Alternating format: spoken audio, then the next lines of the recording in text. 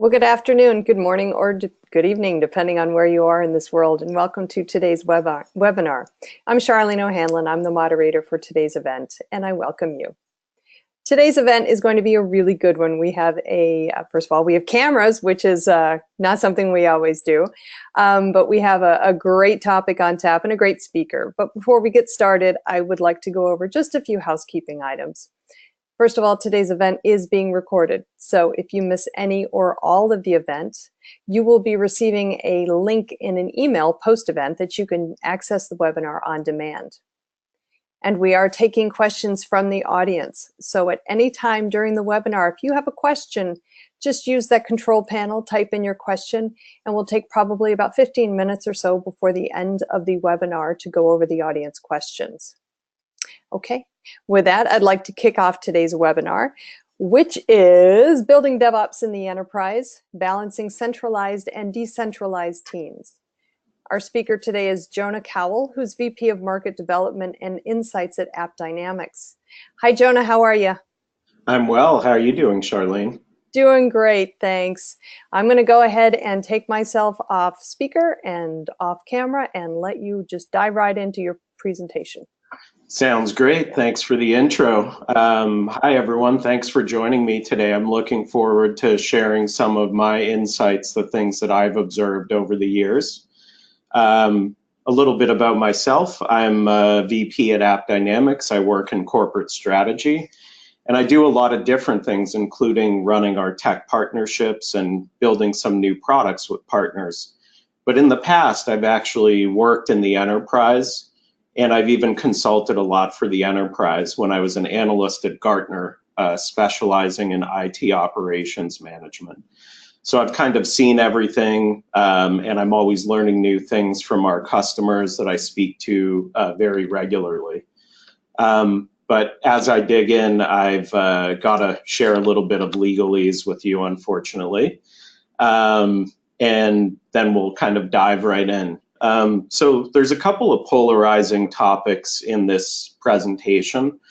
Probably the first one is Conway's Law. And I like to talk about this a lot because it really helps us link and understand how teams organize and communicate oftentimes results in the type of product that they build. And you can see this time and time again. I've got great examples of this in organizations that I've worked in, where you really can see the seams of the teams and how people talk about things together, and how it results in terms of usability, user interface, system design, and architecture. So Conway really coined this back in the 60s, before our time, at least most of us. And what we ended up doing is, because we built these organizations with silos, they oftentimes kind of look like this. This is a very traditional enterprise organization. And there's a lot of empire building and politics that happen here, because as a leader, you want to protect your people, you want to build your team, you want to create something that's meaningful, but oftentimes we lose sight of the fact that all of us need to work together coherently in order to deliver something to the customer. So you end up seeing a lot of these organizations. I've worked in many different operations teams and been senior management in many of these organizations myself. And there's definitely a lot of strong personalities and differences that happen here. So oftentimes what happens first, and I hate to say this, but development kind of adopted things more quickly than operations did, is you started to see more product aligned teams. So we went from having some silos in development, in engineering, to working more product oriented and being more business aligned. And oftentimes you'll actually have business participants that work very closely with the developers. And this kind of started the move towards agile development in many ways when we had this change occurring. But at the same time, the operations teams didn't really move as quickly. And in many of the organizations that I talk to regularly, we still see these silos very prevalent. One of the things that sort of happened later in the evolution was the creation of a shared application support team. Even though it is a silo, they often are much more closely aligned with their development counterparts. And oftentimes you actually see the start of DevOps happening between that app support silo and, you know, development teams where they're working closely with them. So we still see that a lot. But Dev has, you know, traditionally moved faster to becoming business aligned. And, you know, sort of what happened because of these silos in the enterprise is we ended up kind of creating natural boundaries between our teams. And you can see them when there's a lot of kind of teams that don't necessarily work together, whether you're building a new functionality on an app or mobile site and it needs certain changes done maybe on the database or on the middleware somewhere, some new APIs created on the app, maybe some new zones created in the network or the firewall. You can kind of see the challenges all the time in these silos. And because of these silos and the structure, we ended up actually having teams build big monolithic components. So if I'm running the database team, my goal to be most efficient would be to build a database that I can manage at scale and share it across a bunch of applications. The problem is that we ended up creating really tightly coupled architectures where, you know, the DBA might make a change and then all of a sudden we have application issues happening that maybe weren't anticipated, or there were new dependencies created later down the line. So the idea here is that I want to centralize my control, but this sacrifices autonomy, it sacrifices flexibility, and it creates a lot of silos. In the case of tooling, if I'm running the database team, I'm focused on what my team needs to do their job, not really looking more broadly at, oh, well, developers are working with us, ops people are working with us, how do we work together maybe and provide a better solution than just what I need for my team to do my job. So this is kind of what we ended up with in the enterprise, is a lot of these tightly coupled applications. And changing that is a big cultural change. It's a big shift. So what happened was about 5 or 6 years ago at Gartner, they came up with another really polarizing concept, and that's called bimodal IT. If you Google this, you will find lots of battles between people that maybe agree or disagree or whatnot. But the idea behind this and the reason that it was introduced by Gartner is it was a stepping stone. How do I go from the siloed monolithic organization running and building siloed monolithic applications into something that's agile and flexible? And so the idea here is that we would take some of our team and focus it on the traditional, maybe legacy, if you want to call them that, applications that we've been running. We know how they work. They generally are very painful to update and upgrade and manage. But at the same time, we need this new innovative exploratory piece, which is known as Mode 2. So if I'm experimenting maybe with a new virtual reality application or something like that, we don't know whether it's going to be feasible or usable. And I am actually a big fan of the VR because I've got my Oculus here. So anyways, the point is that if you're testing something out and you don't know whether it's going to be a core part of your business, Mode 2 is a great way to explore that to see if it's going to be feasible. And so some of the patterns kind of emerge between these two things and these two teams, but it also creates some cultural challenges because the Mode 2 guys get all the cool things and they play with the latest and greatest, and the Mode 1 guys are oftentimes sort of stuck in the past or maybe dealing with a lot of decisions that had been made in the past that have become core to running the business. And so some of the main goals that these two different teams go after are quite different from one another. And a lot of times they actually conflict. So if we look at a few of these things, Mode 1, it's all about repeatable, reliable, linear, well understood, process driven. These are all things that many of us are used to in our work culture, but in many ways, the whole purpose of DevOps and moving to Agile and changing things is about really embracing this mode too. How do I become customer aligned? How do I move quickly? How do I iterate and experiment much more quickly? How do I try out new technologies, new vendors, find a different level of talent that can think this way? These are some of the big differences between mode 1 and mode 2. And then similarly, when you apply this to system design, the same types of things come out. A lot of times there's much more autonomy. There's a choice of technologies, capabilities, where we should deploy, how we should deploy, how we're going to design our systems, decoupling things. These are all the types of patterns you typically see in a mode 2 versus a mode 1. So you can see there's a lot of, let's say, conflict just inherently between these two terms. And that's really why it's such a polarizing topic. And in many ways, when you look at the patterns of Agile and DevOps, it's really about changing the entire organization, changing the culture. But if you create these two pieces, then you oftentimes have some conflict, some differences.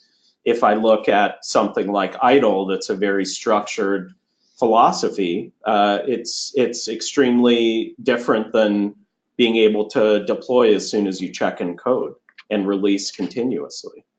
So there's really no good option for this, but I kind of want to lay out a couple of organizational concepts as to how people are doing this type of thing today. So if you take a look at bimodal, oftentimes it's sort of a mix between both organizational models. And so you end up building either a more aligned to development or even aligned to a different senior leader, these DevOps teams where teams are actually working together and cross-functional. Now the challenge is, because we have all of this mode 1 and infrastructure that we may be running ourselves, we still need some of the traditional organizations that exist. And so at the same time, you may have a traditional operations organization, you know, and the reporting structures can vary quite a bit, but oftentimes you'll see sort of both of these teams coexisting at the same time. And it raises a lot of questions, like if we decide to adopt public cloud, how are we going to deal with it? How is the traditional operations team going to be involved in that? And these are some of the challenges and questions that arise from this. So to those of you out there, I did want to bring up the first poll. And you can vote from within your GoToMeeting, and Charlene will coach us through that. Thank you. Okay, yeah, I just threw it up on the screen there. So the first polling question, this is the first of 4 polling questions. So the first one is, are you leveraging bimodal IT today? You can select one of the following: yes, no, I don't know what it is, and I'm not involved in IT. So go ahead and submit your response, and we'll give you guys about, I'd say about 25 more seconds, and then we'll go ahead and close it out. Take a look at how everybody answered. And I'm going to do a little play-by-play as this kind of starts to settle down. But yeah, this one is... We're doing pretty good. We normally get about a 70-75% response rate, so we're almost at 70% here. So yep. Just a couple more. Take it over the goal line, folks. All right, we're going to go ahead and close it out, and I'll share the responses. There you go. Cool. So interestingly here, if you look at the latest Gartner data, they actually say that roughly 60% of enterprises are running in a bimodal manner, and they do see that increasing. Here we're probably looking at 50-50. I mean, there are, you know, people that haven't voted. We probably have a lot of people on this webinar that are maybe not part of the enterprise. So seeing 50% here makes a lot of sense to me. Okay.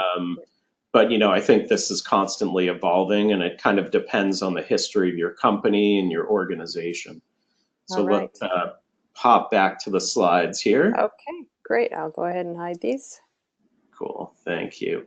And we'll share all the polling results, probably on a blog, or you could always see them on the replay, because I think there may be some cool data that comes out of them. We do have 4 polls, so we finished the first one, and we have a few more through the presentation here.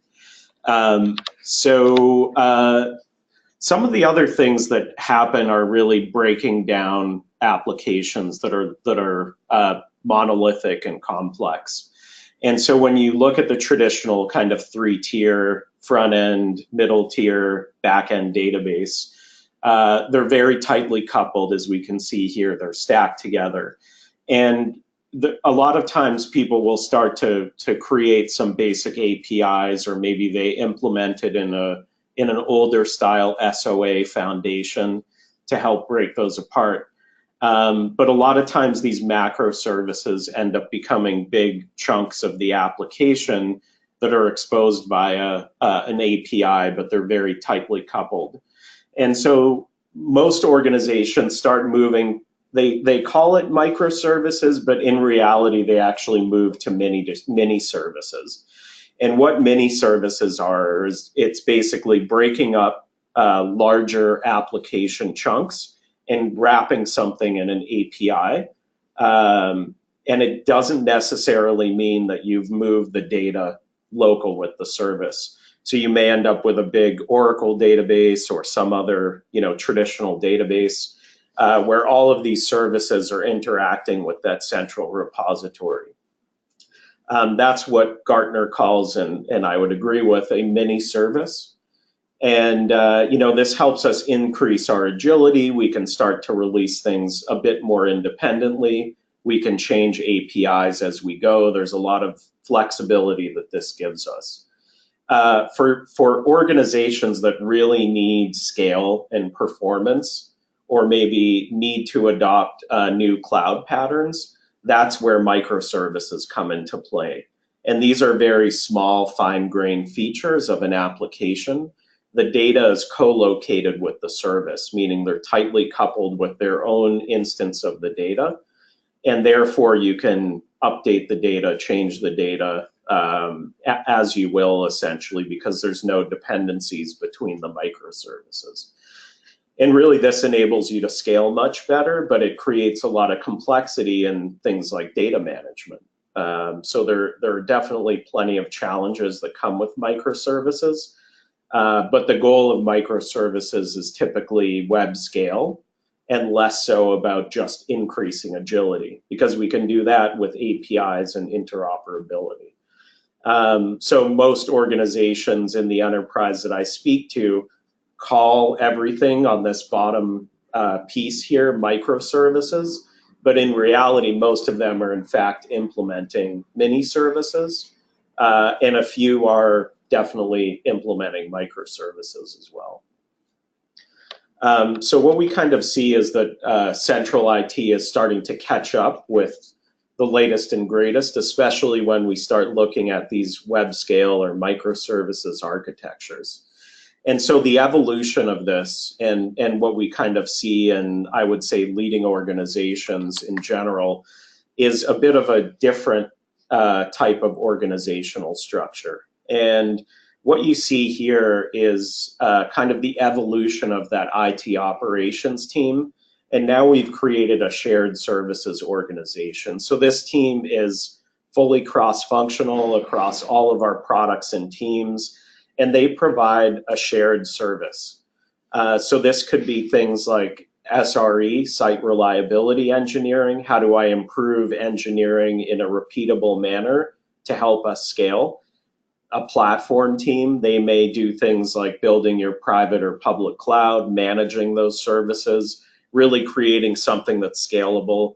You may have a shared support team that deals with initial triage or some customer requests that come in that are aligned in a cross-functional way across all of the products.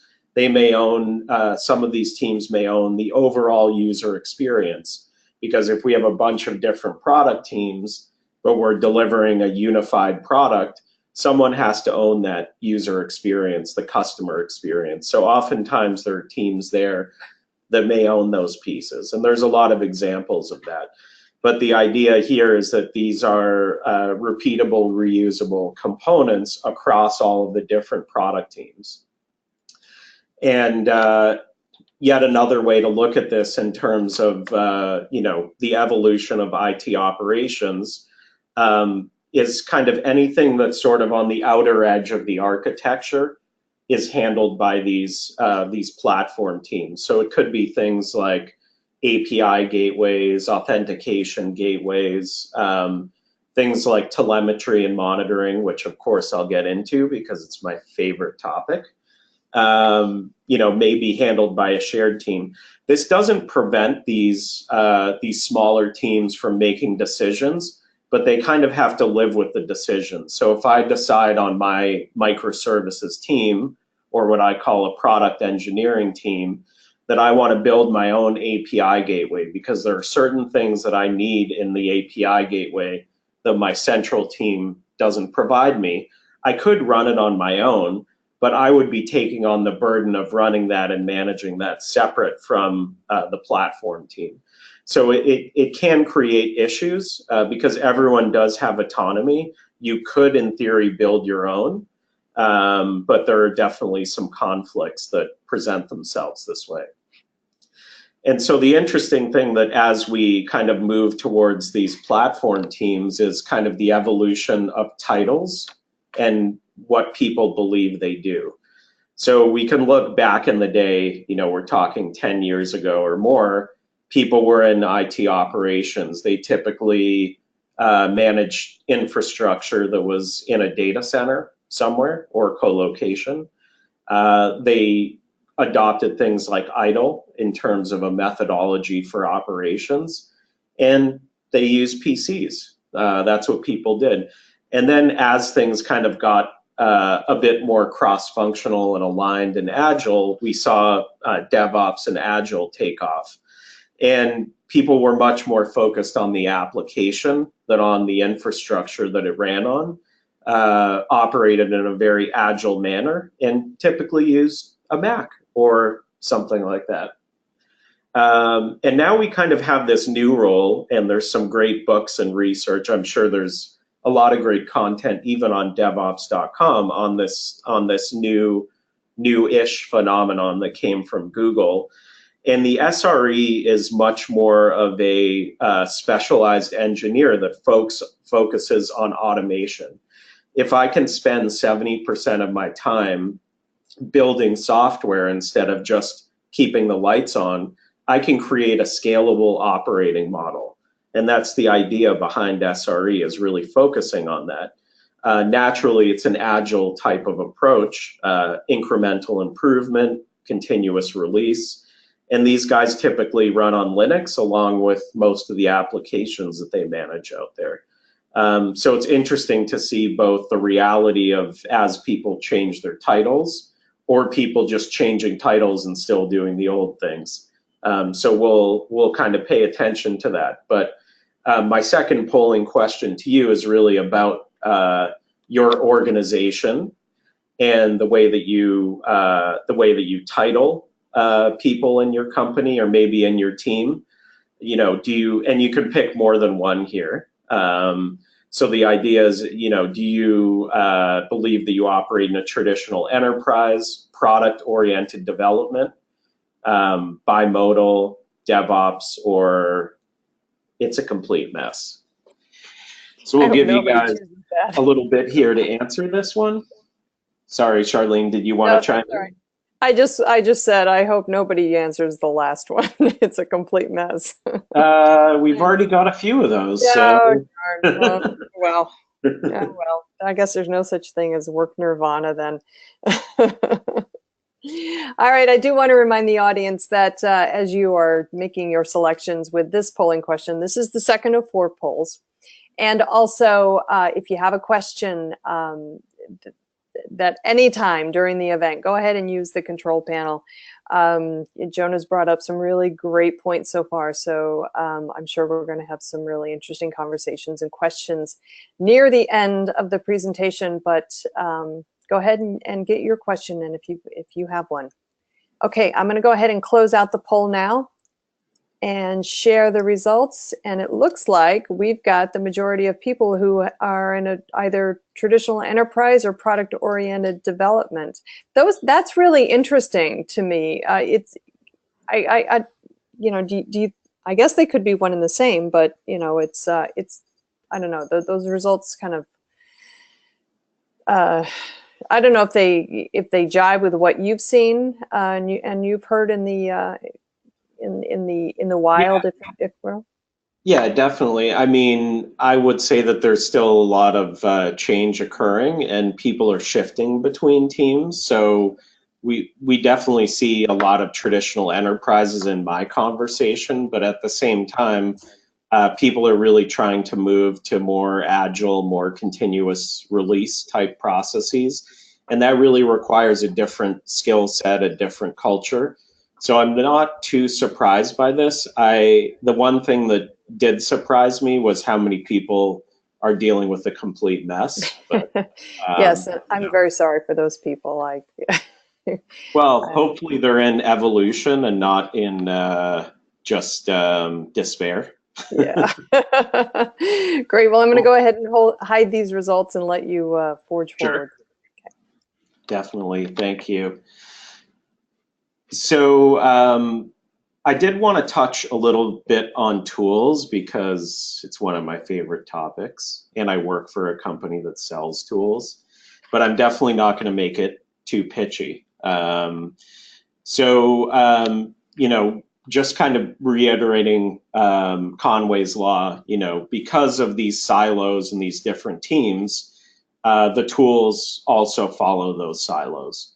And so the things that we end up dealing with because of this issue is that there's a lot of finger pointing that happens. I may have data that the other team doesn't have, and I'm making my own decisions based on that data. So you end up with a bunch of challenges, but there are good reasons why people buy these tools.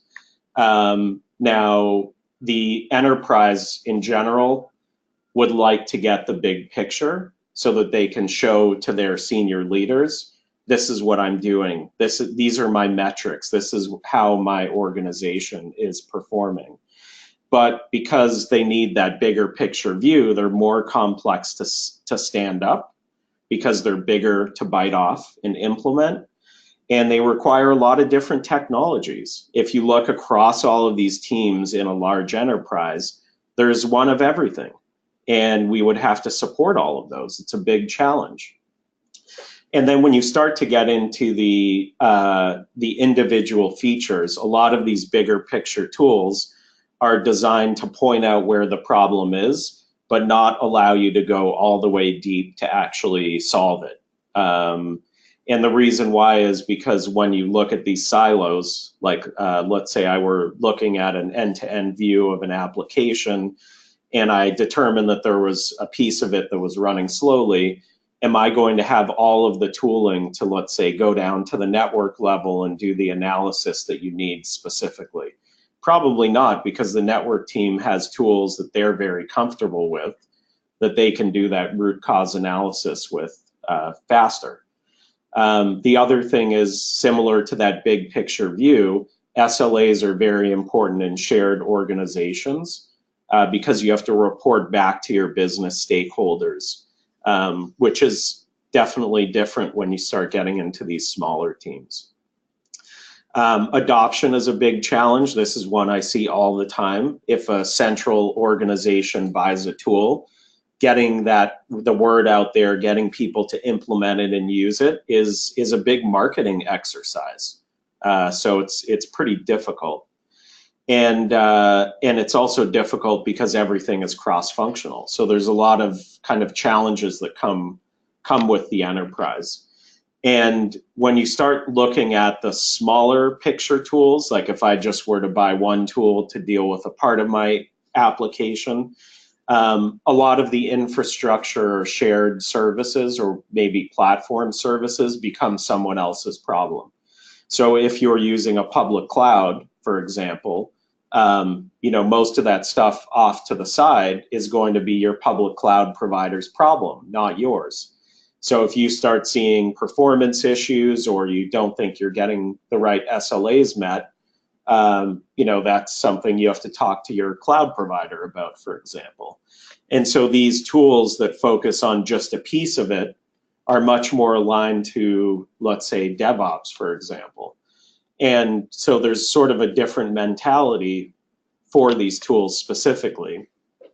So if I'm running a small team, I'm focused on my components, the things that I care about most, in order to keep my portion of the product up and running. I want them to be easy to implement because I have a lot of code to write and I have a lot of other things to do aside from monitoring and managing what code I do write. And so a lot of these teams end up choosing what they want to use. They provide a more simple view, maybe just focusing on high-level metrics. But because the user experience is all of these different teams working together to deliver an app, you oftentimes lose sight of the user. You lose sight of the importance of measuring and understanding end user experience. And so it's also an issue because there isn't a centralized team, and so it's hard to understand who's responsible for the team. So if another DevOps team decides to use the tool that you're using, do you manage their implementation? Do they manage yours? How do you work together? So there's a lot of challenges. And ultimately what you end up with is too many tools, just like this guy. So you end up with a lot of different tools that have conflicting capabilities or similar capabilities implemented in silos that don't really give you the big picture. But many times they're fit for purpose and they do a great job for what that team really needs. So one of my favorite questions to ask is our next polling questions about your tools. So what types of tools does your organization use?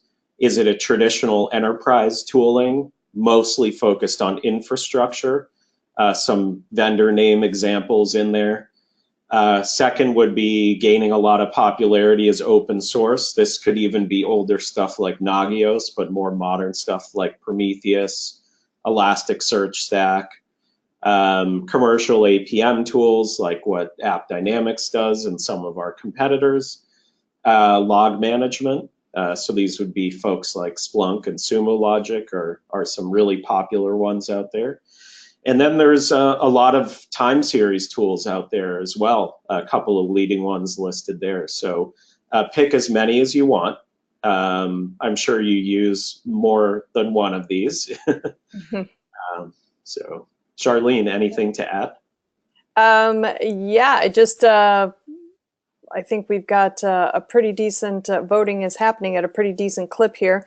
But while we're waiting for the stragglers to come in, just a quick reminder that questions will be asked and answered near the end of the webinar. So if you have a question for Jonah, please just use your control panel. Go ahead and get your question in. We've gotten a couple really good ones in so far, so I'm looking forward to the question and answer period. Okay, I'm going to go ahead and close it out here, and we'll take a look at the results. Yeah, it looks like traditional enterprise is winning the day here. Yeah, well, I mean, a lot of these tools have been implemented over many, many years, so they continue to exist. It's really hard to replace these once they're in place, but thankfully, it looks like folks are augmenting their lack of flexibility and capabilities with some newer commercial tools, whether that's APM or log management. And this definitely reflects what I see. Log management, I would say, matured a bit before APM, but now APM has gotten that maturity, and there's a lot of people adopting APM tools as well. So there's definitely, I'm actually kind of surprised that open source is as low as it is. Yeah, me too. Otherwise, it jives with what I see for sure. All right, great. Well, I'm going to go ahead and hide these results. Yep, definitely. Cool. So I guess the next one is another poll. This is the last one, and then we're going to kind of wrap things up and jump into questions. All So right. for the last poll, this one I have no idea how it's going to come out, but does your organization standardize on monitoring tools? And there's a few options here. Yes, and it's hard to get around it. Yes, but the teams can choose their own adventure. No, each team picks what's best. Or no, each team picks what's best, but we have a standard set of tools or menu of tools.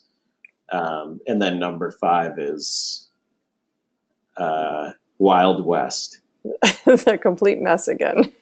Yeah. All right, great. All right, we've got a pretty decent number of folks who have voted. We'll give it another few seconds, and then we'll go ahead and throw the results on the screen. Yeah. And let's see. Okay, we'll go ahead and close it now. Okay. Sharing the results. Okay. Yes, and it's hard to get around it. Yeah, that I have to say, that answer actually does not surprise me. Yeah, but I think things are changing as these organizations shift to something that's more agile and more autonomous. You have to give people the choice to pick their own tools. And a lot of that does happen. I mean, I see it in our customer base where they may have standardized on our solution, but they also have other solutions, either that they brought in because of M&A or other changes in the organization. But with the future being agile, teams have to have somewhat of their own choice, so you can't force it. But at the same time, if you need to measure something with a big picture view because you're an enterprise, there does need to be some standardization. So it's a tricky balance for sure. Yeah, okay. All right, great. Well, I'll go ahead and hide these results. Great, thanks. So I did want to wrap up with a few next steps and talk about a little bit about some of the next webinars. I'm kind of always trying to do these pretty regularly because I like to put this together, get the feedback, have the discussion. So some of the next steps for kind of both of these two modes of IT, let's say, centralized teams should start working together to build the right menu of services. If you're offering a lot of these legacy tools that don't meet the needs of today's agile organizations, you need to change, and you need to change the menu of tools that you offer. And oftentimes that may mean augmenting or replacing some of the existing tools that you have on your menu. And make sure that they serve both types of groups, meaning traditional enterprise and, of course, these agile teams that maybe are building microservices architectures, for example. If you don't let these teams evolve, they're oftentimes going to kind of go off and do their own, run their own projects, implement their own tools. Because of SaaS making everything so easy, it's going to happen. So you might as well facilitate it because the fragmentation is a big challenge. And really understanding the balance between what needs to be centralized and decentralized is a challenge because you're going to have to coordinate war rooms and issues that span these teams. And so that's the big challenge, is really balancing centralized and decentralized. So on the product engineering team side, it's the same type of thing where providing that feedback to your central teams and having regular touch base to make sure that their strategy aligns with where you want them to go is key. And even though you may want your own views, it is important to also look at the bigger picture and be customer aligned, because ultimately you all have the same customer. So working together is key. And this really requires a lot of different thinking and really building a strategy of where your team is going as part of the bigger picture.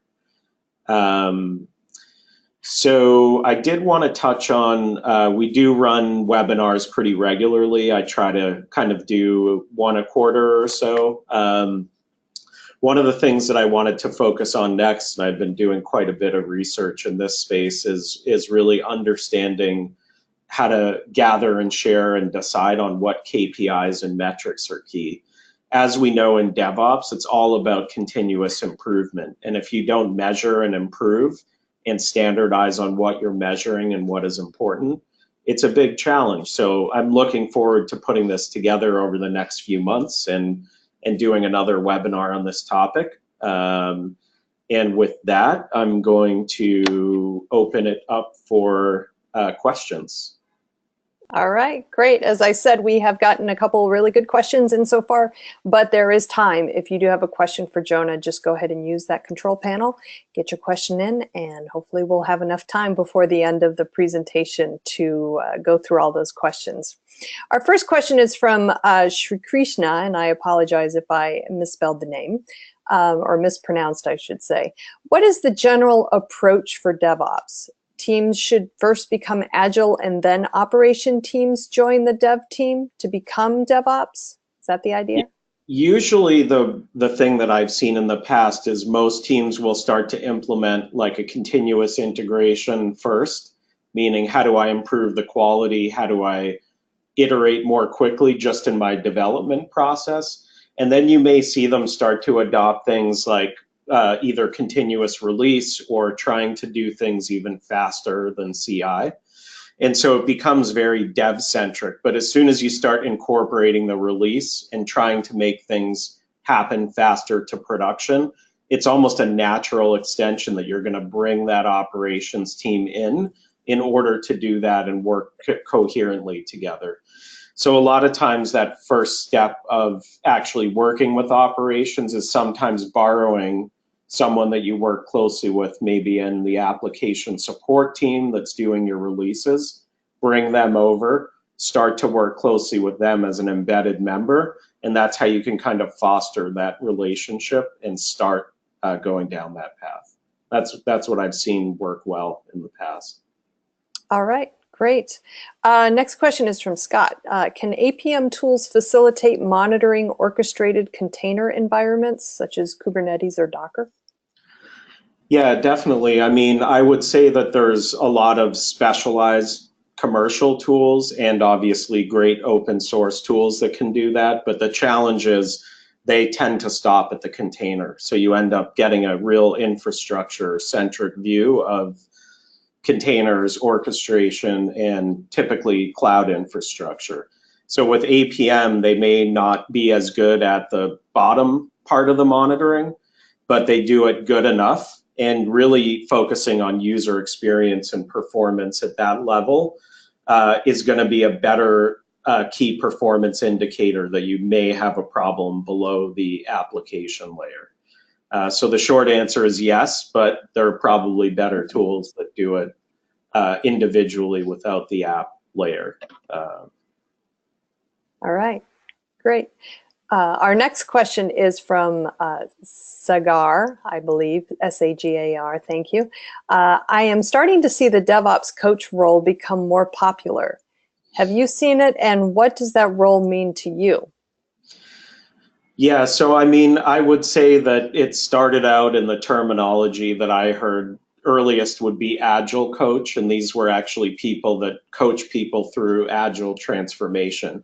And so I think those folks have just kind of taken their skills and moved them over to the bigger problem, which is DevOps versus just dev. So I think that that is, you know, definitely a natural evolution, and I think it's mostly the same as an agile coach, but I haven't seen the detailed description of what they do, so not sure. All right then. Okay, next question. How should we go about consolidating tools? Yeah, I used to do a lot of this at Gartner and really facilitating folks to, you know, the steps that I would outline are, the first thing you have to do is document what you have. What are all the tools? Who's the owner? Who's the SME that may use it? And really building that plan of what you have today.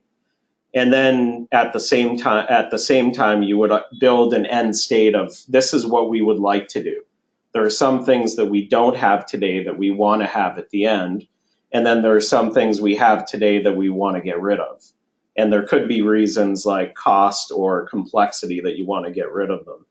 And then you would essentially build an architecture plan, the same way you would do with an application or anything else, how we get from here to there. And it could be, let's bring in a couple of these tools earlier. Let's see what we can replace, decommission, or change out. A lot of times, big infrastructure change, like maybe you're moving to the cloud or getting rid of a data center. These are great opportunities for you to make some of these architecture changes in your whole tooling as you're going through that process. So those are some recommendations that I would give you there. Okay. All right, great. Here's a really interesting question. It speaks to the bimodal. Doesn't bimodal create rifts in the cultural fabric of the organization? Yeah, usually you end up with a bit of the haves and have-nots because part of it is those mode 1 teams that are operating what I would say is more legacy traditional environments. They're being squeezed, so their budgets are always the same or a little bit smaller. It's tougher and tougher to get things done because you want to invest in mode 2. These are the experiments, the things where our business is going. And so there's a lot of challenges, related to that. And sometimes people will move between these two different teams and organizations. Sometimes you have rotations where maybe we'll take one guy from the storage team, embed him into one of these product teams for a quarter, rotate someone out. So this allows them to kind of be more embedded and try to incorporate the cultures. But you do end up with a lot of issues with bimodal, and that's one of the biggest problems is the cultural issue. So. All right. Yeah, okay. And hence all the arguments that you see online, right? Oh yeah, definitely. Yeah. All right, great. Our next question, if you have a distributed data store, how do you keep that in sync? And how do you recover from data loss? Yeah, this is a big challenge. And when you saw the first microservices architectures at Netflix, this was a major issue. So most of the time, organizations will build a messaging platform underneath the data platform. And basically, when you update your data store, you also pop a message onto the queue, which then gets picked up by other application components to update their copies of the data. So the challenge is, what if it's out of sync or a bunch of messages go on and get picked up that shouldn't have been? Or how do I replay transactions? These are all major issues in microservices architectures. And frankly, there aren't a lot of great solutions to it. It's really, how do you restore? How do you play back transactions? But that is, in fact, what you have to do when you're really running a microservices architecture, is reducing the coupling between the data store and the application across the different services. That is technically the definition of microservices architecture, is building it that way. Otherwise, you're going to end up with cascading failures. Your database goes down, your UI doesn't work. If your database goes down just for your, just for a part of your application, like let's say a user profile, the rest of the website might work, but you couldn't update your user profile, for example. So that's, part of the reason why we decouple things. Okay, great. Quick time check. We're about 12 minutes to the top. Nope, make that 11 minutes to the top of the hour. We have time for a couple more questions. If you do have a question, it's not too late. Go ahead and use that control panel and get your question in. Next question is from Dan. Is there a good approach to sharing information between tools in silos to unsilo them? That's an interesting one. It's a stumper. Sharing information between tools. So anytime you kind of try to take data from one tool and put it into another tool, it oftentimes loses context. So I have this discussion a lot where people want to take all of their metrics from an APM tool like AppDynamics and stick it into a metric system like, let's say, Prometheus, for example. And then I could graph all the data. But the problem is when you look at the detailed data that you get inside an APM tool, whether it's topology, transaction tracking, log data, diagnostic data, stack traces, all of the different types of data that we collect, that data is all of a sudden going to be decoupled from where it came from. So as soon as you take data and move it into another tool, it loses most of its context. So really looking at something like a metric, which is just a number, doesn't have that much meaning unless you can understand, who performed the transaction, when it occurred, who the user was, all of the other kind of metadata. So the challenge there is, trying to integrate this stuff is it never really works out well. It becomes a big BI type project where you're building ETL to try to merge the data together. And then ultimately, at the end of the day, you end up with something that's far less usable. So that's, what I've seen in the past and what I continue to see in the future. Okay, great. Our next question is from Sushil. Should we go for container-based deployment over, should we go for container-based deployment over Chef or any other configuration management tools for monolith or legacy applications? Yeah, so I would say that it really depends on what your goals are. Deciding whether you're going to deploy an application on a container or a VM really depends on the type of agility and how the application is constructed. So taking something that's like a legacy application that runs on maybe a VMware virtual machine and putting it into a Docker container probably isn't going to give you much beyond saving you money in your VMware bill. But it's not going to give you flexibility. It's not going to give you any of the advantages of containers. So really thinking about where things are going and whether you want to change things or not should dictate whether you want to migrate and what types of tools you want to use. For organizations that have a lot of expertise in something like Chef, trying to recreate all of that using native container tools may not be beneficial. It really depends on how much time you spend and the expertise you have, with that tool. That's what I would say. Okay, great. Our next question, if our team is so busy with operational responsibilities, how do we create or transition to an SRE type of role? Yeah, so a lot of times you'll sort of get a couple of teams. Sometimes it may be called a SWAT team or a specialist team that is kind of carved off to do this type of thing.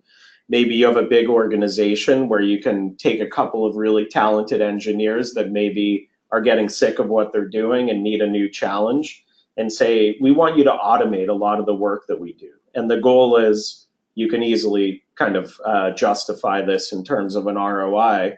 If we have 15 people just doing traditional operations to keep the lights on, and we can take 2 people in over 6 to 12 months, we can make it so that we can move more teams, more people into a development type of role.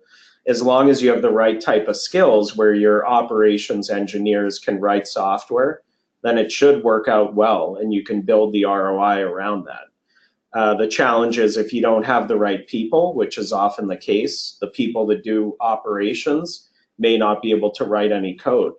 SREs need to code. It's not an option. It's a key tenet. So the hiring process, when you look at Google for a software engineer and an SRE, is exactly the same because they're software engineers. And so that's the big shift, that most of the people in operations don't write software. And so it's a challenge to find the right people to build that team out. And I think that's probably the biggest barrier to entry. All right, that makes sense. Okay, our next question. Let's see, Sri Krishna once again sent in a great question. While we are transforming the enterprise to adopt DevOps, do we also need to consider DevSecOps? Yeah, it's an interesting one. I mean, I can tell you that from the past, I always imagine having a background in security actually as well. I always imagined that operations and security would work more closely together, but it's a pretty big silo in most organizations, and I don't really see that changing. Now, the difference is in forward-looking or modern organizations that don't have the legacy, it seems to work much better together, but there is still a silo between the security folks and everyone else. I do think it needs to change, but I haven't seen any evidence of it changing at all. So I'm kind of skeptical that it's going to change, because I could say in 5 years it's going to change, but going back 5 years, I said it was going to change and it never did. So we'll see. Yeah, that's bad news for the industry, I think. Maybe it's just moving a little slower than maybe other areas are, but I sure hope you're wrong about this. I guess we'll see. We'll see. Okay, our next question is from Sitarama, who asks, what are the tools AppDynamics sells, and how are they related to DevOps? Okay, big so sell I guess now. he wants a job, like giving me teeing up questions. So I didn't really talk about what we what we do, but we are an application performance monitoring company. We do monitor from end to end, so browser and mobile, all the way to the back end into the infrastructure. We focus on a lot of different languages in the middle tiers, and then we monitor infrastructure. So that's things like servers, network storage. We do things like monitoring Docker containers, and we have a lot of new stuff coming in that area. We look at network performance. We're part of Cisco, so we actually have some pretty cool products that do distributed network analysis. So there's a lot of different things that we do. And when it comes to DevOps, we help people release software faster of higher quality, because they use our tools throughout the development lifecycle and in production. It allows you to troubleshoot and see what's happening and release software more effectively and more accurately than you would have in the past. It really gives teams the right type of data to make the right decisions and to understand when maybe a release didn't work out and we have to roll back. So there's a lot of different scenarios that we focus on and that our customers use us for. And continuous integration and continuous release are very ripe areas and use cases for APM. So. All right, great. Well, we're looking at about 3 minutes to the top of the hour, so we're going to go ahead and close out the question and answer session. Thank you to everybody who submitted such great questions. And if for some reason we didn't get to your question, I apologize. I'm sure Jonah will be happy to follow up with you offline. Thank you, Jonah, very much, and thank you to the audience. I do want to remind you all that if you missed any or all of today's webinar, fear not. It is being recorded, so you will receive a link after the event that will take you to the webinar on demand. The webinar is also going to be on the devops.com website, so you can always check there. And while you're there, go ahead and take a look at all of the other webinars that we have planned for you, as well as all the other webinars that we have on demand. Jonah, thank you so much for coming and giving such a great presentation. Lots to learn, and it was a really, really interesting discussion. Thank you so much. Great. Thanks, Charlene. Thanks, everyone, for joining. All right. Have a great day, everybody. Signing off.